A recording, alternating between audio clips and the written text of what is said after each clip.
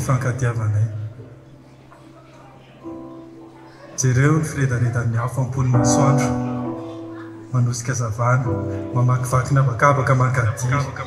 ka mahatondra fanana atrety ambony tany toy izany ny fifankatiavanay ny firedareta fitiavanay tsy voasakany alavira tsy lefy ny elanelan-tany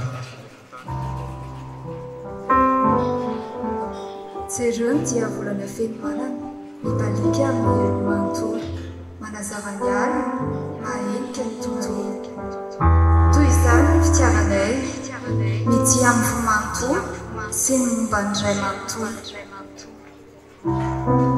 jereo rakitany eny an-danitra tsy mitsahatra mirehitra fa mamiratra trano raha tsy efa ho tonga amin'ny fiafarany toy izany ny fifankatiavanay tsy ho tapitra raha tsy miaina lohalany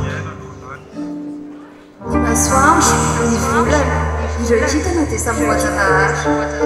toy izany ny fifankatiavanay inonay fa avy amin'ilay pahary koa iza ny mazava manam-pitiavana itsilo ny dia mifankatia ampirehitra trano lay afo ny fitiavana ary ny angatanay aminy ho an'ny ankohonanay sy ny taramaka faramandimby dia izao tokoa no ireny ho ambinitsoa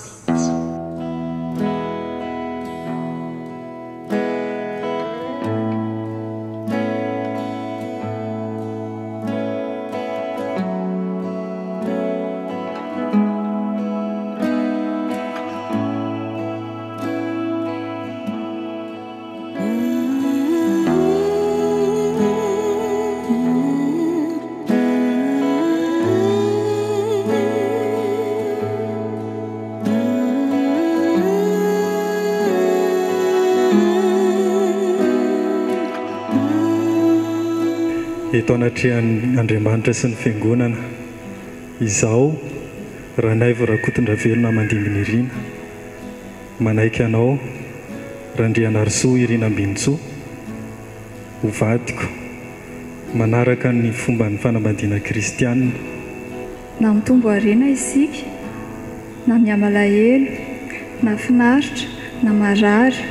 ho tianao sy amelanao na inona manjoantsika ary hijanona aminao irery ihany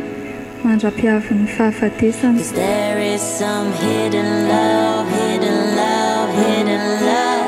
just for us.